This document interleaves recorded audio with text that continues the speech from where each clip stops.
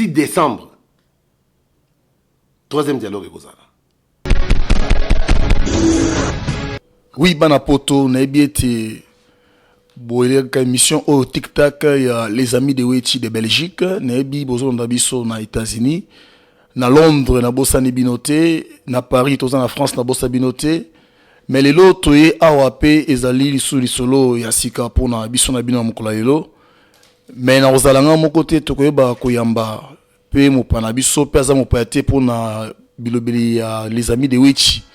Yemoko koyeba komi présenter liboso ya bilobeli na biso mais to traiter na sujet moko o ezali ya motuya lobi to ebisa ke bino ke mbala o ezami de wechi de tout ozongi eza polele solo li kamna ndenge esenge to lobela yango bolobaki mingi bo traiter bat ba kombonyo so na bi turo to zongi to lobisa mutu nyoso na bisa bino libanga moko babetaki e pa bato PPRD wana ezali CG arimo volobaki ete mbala oyo oki bitumbate atika mais biso to beta kimbela to lobiete o ko kite zanani na majorité na opposition po bingonga auto komi ezali o amoni ke akoka bitumbate atika abeta ke on pona majorité na kata PPRD ça dit to zon sebe ba to opposition to biete ba beti mbela na nga lobiete o ko kite atika ndengo biso pe to lembite to yeli susu awa pe pona kolobela skoli kambo etali interview oyo wapi chef de l'état Joseph Kabila apesa ngo pamba terre biso ba congolais les amis de Wechi to tuna pe mutu notre ke pona ni biso boko pesa biso exclusivité na chef de l'état ba biso po boye bandengo sa démarche to bité to komaka mikana to sengo pesa biso te o alobaka na yemingi te membala o alobi bambula boni pour le Joseph Kabila alo ba congolais ba yokai lelo oto ki yende yango to koyeba ko yimbola mokiye na zeli solo oyo bokulanda invité na biso du jour ya mokula lelo. Bonsoir. Bonsoir, les journalistes. Oui, ok, comme tu as dit, bonsoir, il y a des téléspectateurs na biso. Ba mona komba nambala msusu eza nango coutume na biso netika ba journaliste pour à chaque fois tous années invité na biso faut me présenter bonsoir ba téléspectateurs mso changer mso combo changer mso ba titre msusu mso pe marbo sikera comment nangai Daniel Mwananteba Tutu Kibondo Kiangongo Pene Muchinwa monique de kimulai pona baoyo ba ebingai na bo ba ebingai te na mukuse comment nangai Josué Daniel Mwananteba.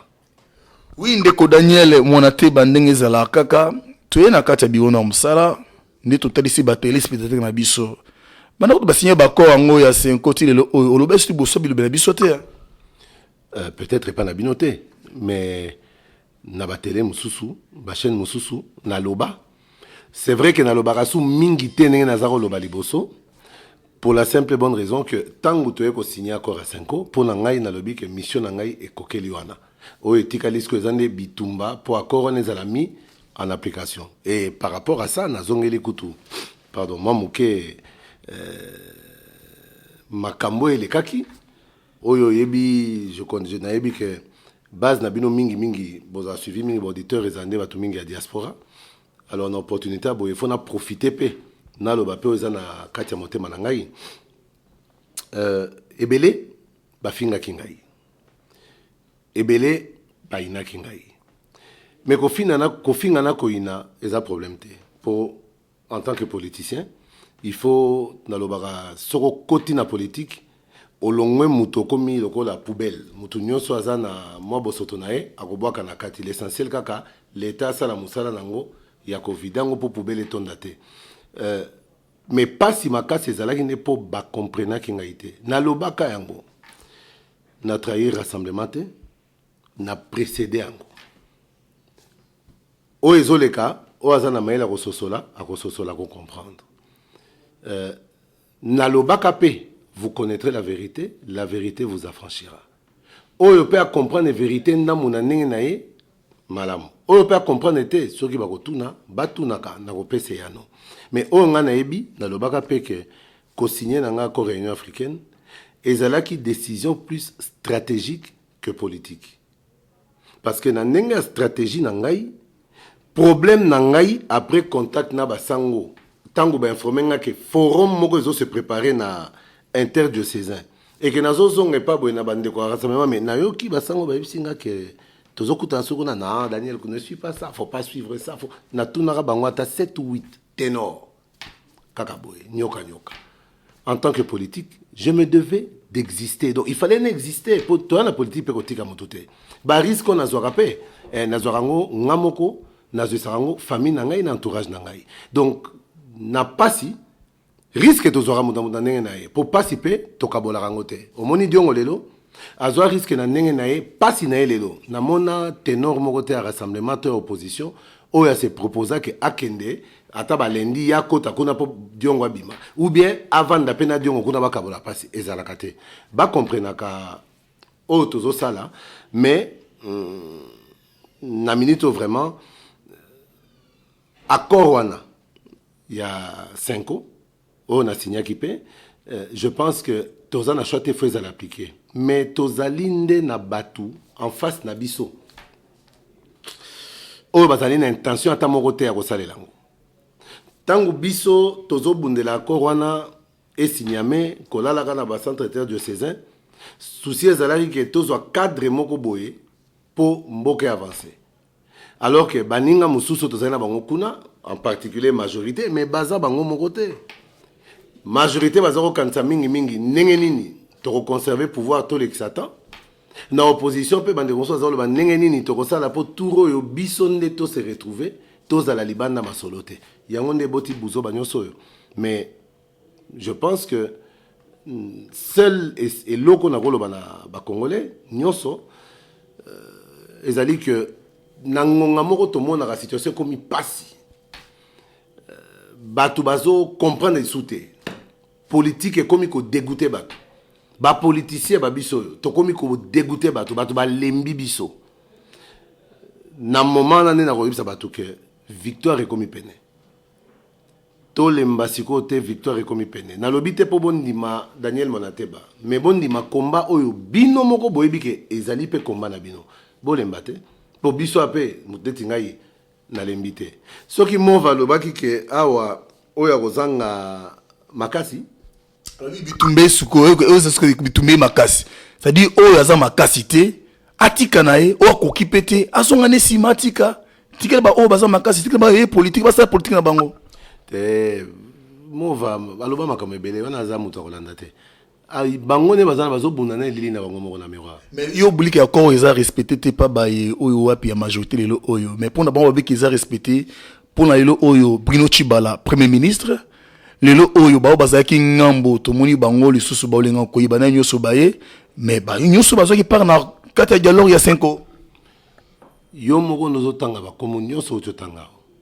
mais yo moko za même pas na kondima na maloba na moko Bruno Tshibala puis quoi olenga koy référence d'amboko j'ai eu à le dire na longwa rassemblement pour na ba aventure bato ozotanga wana et puis na yebisaka ngo Félix Tshisekedi bato wana ba takangai na banenge nyonso to uti Genval a pris 2 semaines tout na bango olenga ko etonga même to simana na nzoto mais Ingele photo était là Lutundul était là Fayulu était là Tshibala était là Félix tokutana nae à 2 reprises après on a naebisaka nini. Il faut faire attention avec ces gens. Oyebi ke batouana nyonso po et comme que non to timbelaka bango avant mais tozoko tika nini ngana zo lo baloko bolobi to timbeli bango ngape na timbeli bango c'est le moment ya kolongola bango voilà ne ba kiteke via godai ne ba kiteke papa ete na kokufa mais nazako lo bango na cadre que batouana pemeni eza danger monene lelo to sukiap soki balongwaka du vivant de Tshisekedi mais les lelo bazata na valeur mokote biso moko ne to pesa bango valeur en les gardant et puis en les laissant bazala en avant. Il est vrai aussi que ba raison o bango pe balongoli na rassemblement eza nyonso a condamné te et là on a condamné mingi eza manque ya loyauté mais apparemment bando qui pe na rassemblement na facilité apparemment rassemblement na pe makamnyo se zo kene na droiture te on comprend. Na minute ngai na lobaka na vie na banga biloko mibale nzambe na nzala bato mokila banga bango te Il y a même dans la politique, même ça oh batanga comme batute ko sataka na batute o ko la ennemi à batute. Non, nga naza ennemi ndé ya mensonge. Nazali ami à vérité. Donc mutu nyonso ko la kati na mensonge na kozala ennemi na ye. Et ça problème té. Mais vérité ndé ngwana. Oh lelo to se retrouver accord wana bande ko majorité balobi ezali appliqué. Mais ce qui ezali appliqué. Bazo bengaka batu pona nini toke na sous dialogue mususu. Soki boyebite nazo ebisabino. Ah bon. Troisième dialogue eza isusu. Ngai moko nayebaki déjà que ba aventure salemi après interdiocésain. Ba aventure salemi à signature arrangement particulier premier ministre Bonaboy ezaka mouvement tozokotaka tozolandaka kata. Mais na mitema toyebi ke tokosuka mabe. Toyebisa pe batu oyo tokosuka bien te. Calcul na biso parti socialiste. Na plateforme Nabiso Autotiko créé, il y a des jeunes, mais nous avons le Congo en marche, le Congo d'abord. Nous avons plateforme et beaucoup comprendre pourquoi tu sali ango. Pour tout le monde, on a aventure, il y a bateau, basala ba politique, la base, on a même bino kaka na rythme wana. Rythme na pe la kisa ba limite nango. Ba stratégie et opposition, to bandi ango le loté, mais et si marakaka te. Pourquoi si marakate? Ngai na vandaki, na réfléchir, na moni que ce qui est si maraté, c'est ça parce qu'on fait tout le temps la même chose. Majorité ont multiplié la stratégie, biso tozo que ne kaka na stratégie on a moko. Ville morte, marche, soulèvement populaire. Peuple peut avoir péré moko donc na habité. Bon de la soulèvement populaire ba tomora na bangote. Soulèvement populaire pour un référendum, pour na boye. Te, nyango tolingi to banda ko expliquer peuple. Biso torotine na bango na soulèvement populaire te soki balingi basala référendum soki balingi ba triquer élection soki balingi basala boyebote toko senga na bango kaka bango peuple na biso pe na kati mutu na mutu azala conscient pour moni ba raison soulèvement populaire ezaka ba raison politique te bato bafandi combien de temps nzala bazolia bien te malade ezoboma mutu azangi kinine il y a 2000 francs 2000 francs c'est 1 € et demi akufi bana 4 oko kotangisa bango te bavanda na bandako mabumo evima na bwaki koshoko ba parents boni bakufela bana mike bébé no à 7 mois abeli okene na hôpital baboye ko soigner babi mongo nano mongo mwana na yo amuke j'ai vécu ça asumbelu kauki akufi pona 13 000 francs 10 $, 8 €. Est-ce que le peuple a vivable le sur la terre? Ngungioza na kisasa peuple azomona te ba imondiso bazolongola te ba ekobota ba typhoïde ba malaria bientôt la royoka choléra bimina mboko to ba kamenyo ezotambola kisasa bakolongola ngo ezotambola sikoyo mais peuple a subir ngo combien de temps et puis ezotambola pour combien de temps et puis ezotambola wapi kuluna sili peuple bazokato maboko banini bazo papa o machette pour ba boto le téléphone azo vivre ngo azo se soulever te. Bon, yebisangai eloko nini peuple na ko se soulever nango en dehors eloko ezo toucher directement na vie na ye. Nde conscientisation otongito me mabatu. Pour moni ba bloka ba politique oyo. Oh, référendum, troisième mandat, moko boye, toza na population moko etanga pe mingité. À un certain moment bazo comme perdu. Baza obligé, baza la kana sima ya ba politicien oyo bango ba yebi ke bango ne ba vrai opposant. Ba ko soutenir bango titi na suka atengami nasuka atengami ya on a le bil lelo il faut peuple à comprendre kako compter même pas sur biso ba politicien pas avoir solution na ba problème na nde yango moni likanisimo elaki na Mississippi ya chelbi pour le moment to yesu pour ça na ba o ba bi politique boina boité autant to za ba psychologue ba historien ba anthropologue ko ba te ba philosophe bah il y a vraiment que spécialité si qu'on appelle peuple congolais pour te comprendre pour mais ça yo no lobi yango le même système bah discours moko wana mais impact des années na kati ya population congolaise. Le Congo en marche. Le Congo d'abord. Le Congo va se mettre en marche. Pour peuple na yenda linga se mettre en marche. Autre sala ezaka relais ko expliquer neni ni yemo ko sala. Soka sali, ça va. Soka boy ko sala, nga pe na ko bunda kaka ti ako comprendre qu'il faut ça. Le Congo d'abord. po yango ne photo tia liboso ya makambo nyonso. On est slogan wa sikoye nango siko. Yanga ite. Il y a plateforme na biso. Le Congo en marche, le Congo d'abord. Wande kombo ya plateforme. Merci ndeko Daniel Mwananteba. Tozui siko lisolo. Oyebi ete mokonzi ya mboka Joseph Kabila ote kopesa interview na presse allemande où se bambule belelo bakala na interview ndenge wana. Na yebi ozali chercher mune permettre politique ozana lisolo wana. Tango yo landaki yango. Nino manyola ki pe na boyoki mituna pebi ya nona ye na molai pe ya lisolo ona bandeko oyo bapaya ya Allemagne. Ya yambo na katana ki na koseka. Na sekaki makasi. Pour na monique interview na tanga yango na comprendre que nazaki na ngana raison. Oza na raison ndenge nini susu. Yo so yebaki yango makanisi na ye. Mais makanisi na changeate. Nazalaki na raison ya ko comprendre que makambo yo tito zo kende dialogue ti esukeli wana. Mutu wana azane na posa te makambo changer. Et puis azane na posa te ko kende élection. Nazalaki na raison ko. Mais si comme on contrairement na batu. Nyonso wana ya lobaki na interview na e bangisinga te. Na moni yango pe étrange te. Na moni yango normal. Normal pour deux raisons. Raison ya liboso ezali nini? Kabila Joseph alobi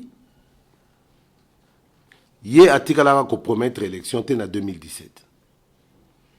Mais soko tali bien à cosité atikala ko promettre élection en 2017 to keneki na dialogue ya 5 ans ye a prometa kité mais Minaku Kimbuta Mende Lumanu et Nkulu et consort bazalaki na kati kunata bayaki balobi ke bangone bazo représenter famille politique na ye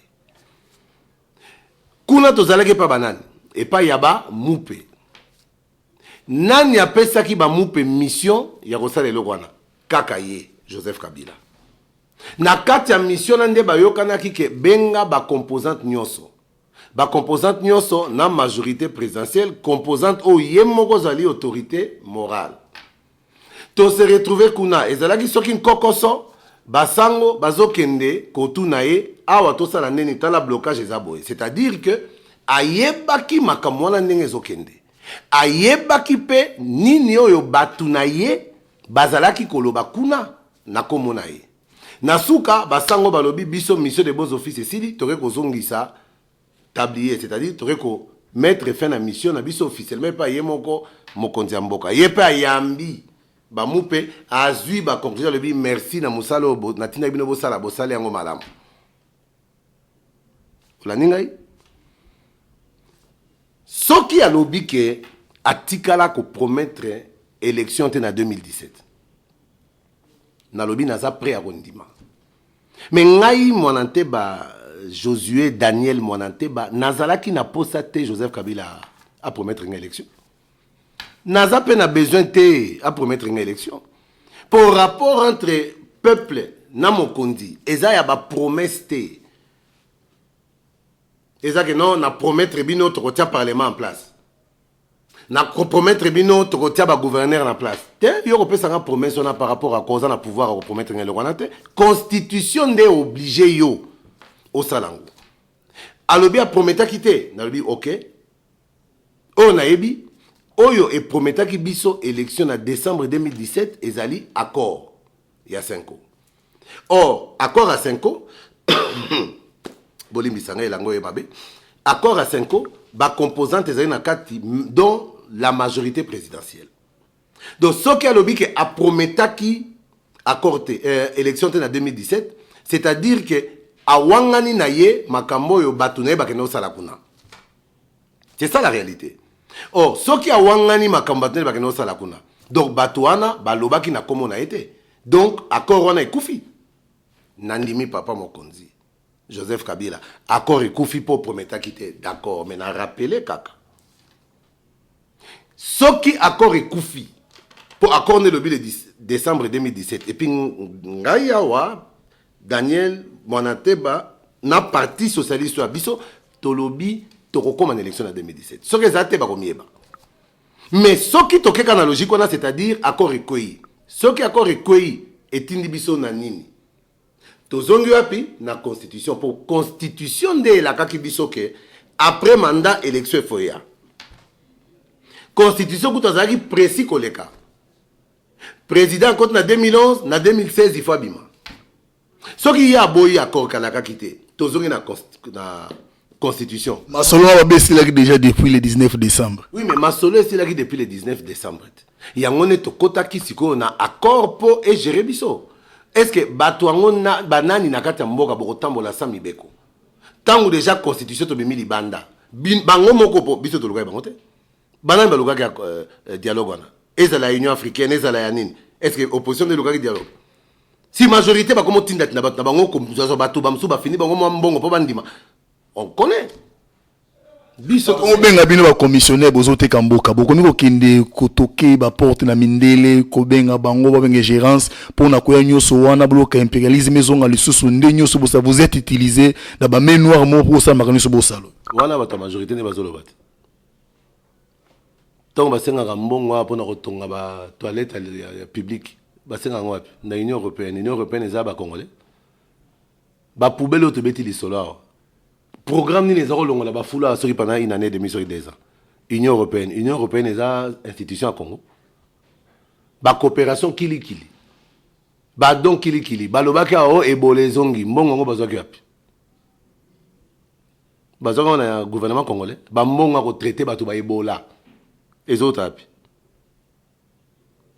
na union européenne banque mondiale na nations unies soki bozana intérêt bosonga biso Union européenne banque mondiale soki bazana intérêt nous sommes souverains dit oza souverain capable même à ka soso na ndako na oza souverain ni ngana za commissionnaire te o benga nga commissionnaire mais commissionnaire akoteka mboka apo mboka ngo eza vendre te ba oyo bakanisi ke bazo sala mission na akoteka mboka bazo teka mboka te bazo miteka bango moko po biso to kokufa to kokende mais mboko Congo ekozala Ataba bunani po bakabolango biteni mon frère croyez-moi mboko ezaka likamote ya politique ezaka likamote ya communauté internationale ba tuti koto ba utu koto ba rwandais ba te mboko ezali kamo nzambe ngai naza convaincu que nzamba sala kati na biso kati na mboko po seko kabola Congo me Congo kabwana kala mais nazongeli on alobaki soki alobike alaka ki élection te tozongi na constitution le Baginini, le 19 décembre, il va la remise et reprise. Le col est salé quitté. Accord n'est pas ça que 12 mois les sous à pouvoir, titre comme en élection. Ce qui a beau accord, c'est-à-dire que 12 mois n'a pas à rejoindre sauter. Ça veut dire quoi? Dans le moment où il est illégitime, il est illégal. Donc, Tokogipe, Kobo a reconnaître. Au moment où pas mal au sous, je pense que Yeti a l'obaki on a sens moussous. Il y a sens moussous. Il y a l'obi en malam.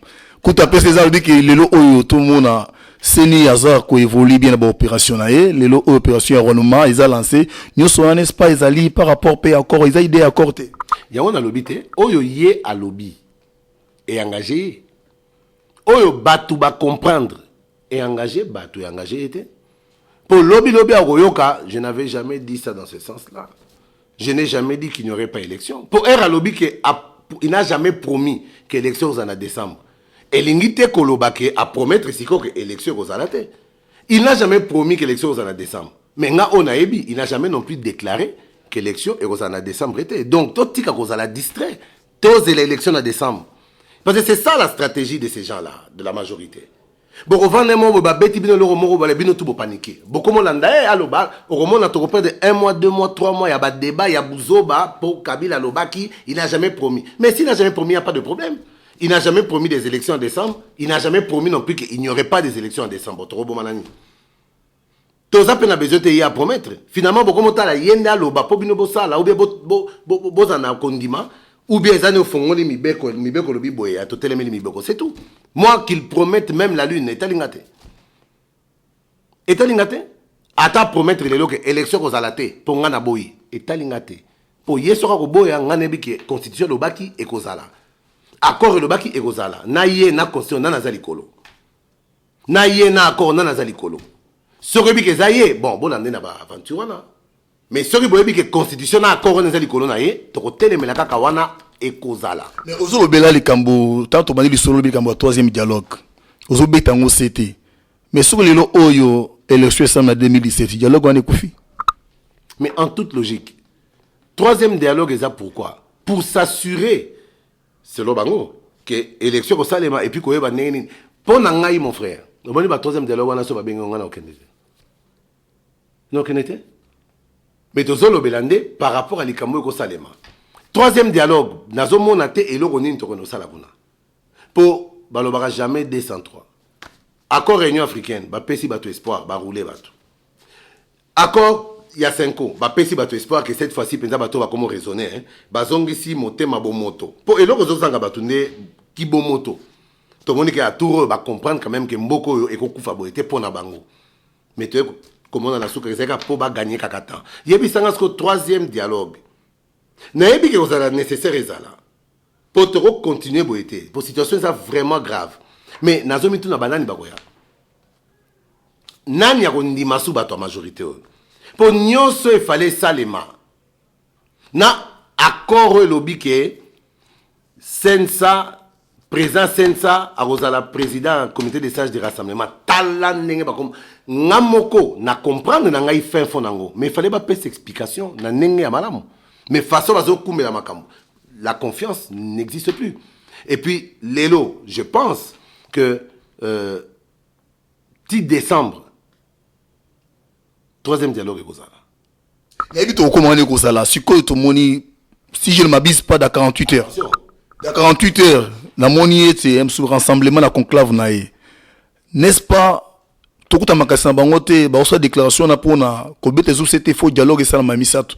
O wapi bango pour tongi to mona Félix face à face na Kabila. Pona mukando bo signer kuna on laisse signer Kabila te mais cette fois-ci il y a des partis wana écoutana yemoko a rassurer bango. Yemoko akutana bango ba solo longi longi balingi soit à travers intermédiaire balingi sur le coin et engagé bango mais la lobby un troisième dialogue chance que tu ko révéler nga moi li ko moka o na ko imaginer mais na ba quitter troisième dialogue véritable question faut que tout na Rosala na Kabila to sans Kabila parce que c'est ça la vraie question tozo kene na lure moko oyo tozo risquer oui troisième dialogue ezala mais sans Joseph Kabila. Parce qu'on ne peut pas continuer à être... Toro continuer te kozala lokola bana mike moko boye mutu moko benda bino na singa na loketo toza ba makakote. Vous comprenez? Troisième dialogue, oui, mais est-ce que lui sera là pour ce troisième dialogue? C'est la vraie question. Ce qui est ça que bandeko rassemblement bazan a besoin à troisième dialogue pour bavanda na bon, je ne sais pas hein.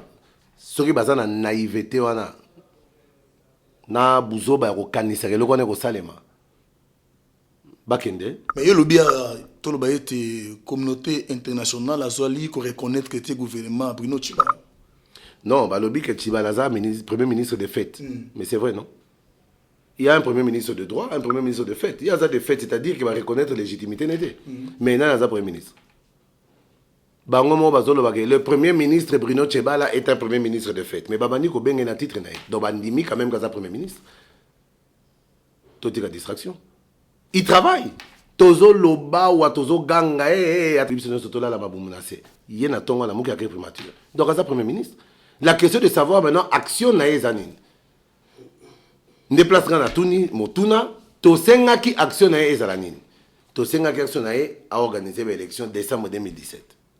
N'est-ce pas? Yemorokutu, aboyaki angote yangani. Et puis, nazongeli kutu maloba, président de la République, c'est qu'il y a un problème entre un premier ministre. Il y a lobby à promettre l'élection en 2017. Mais Tchiba la promettre en en décembre 2017, il y aurait élection. Et puis Tchiba la coûte à plus loin.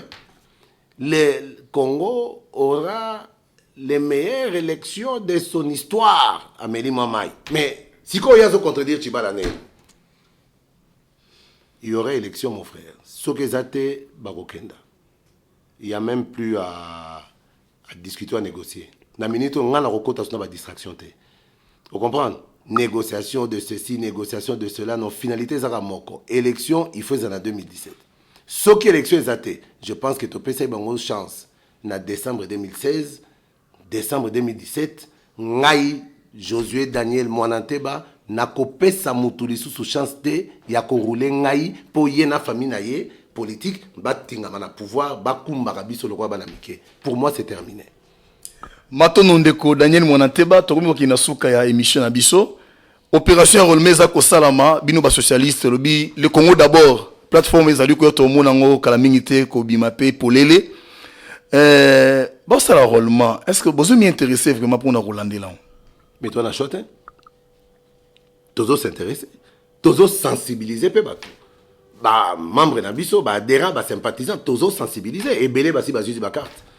Tozo senga pe na bato nyonso bakende.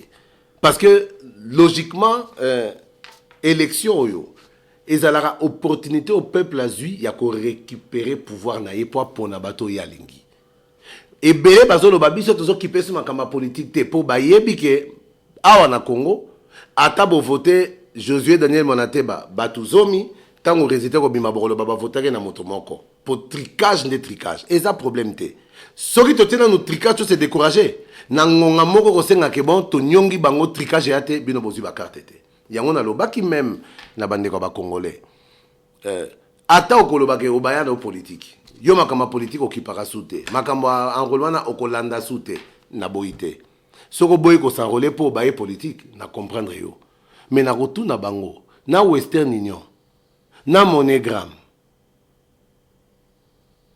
na Ami Fidèle na Kingani Soficom boboyi nyonso na banque salaire pe boboyi parce que ezala Western Union MoneyGram na banque ba entreprise ya ba transfert de fonds basenga nini pozo mbongo ne kona ngai basenga ka carte d'identité soki enrôlement esili c'est-à-dire ba carte ya kala valeur esili siko yoza na carte te ndeko pe na poto tindelo au moins 10 euros pour bango batinda raso ba 200 ba 500 te pour piake kota na mikili moi 100 euros moi 200 euros mère abelaki parce que mère abeli ba meme na hôpital batindo mongo mangu ale oyeboye carte kala baboyi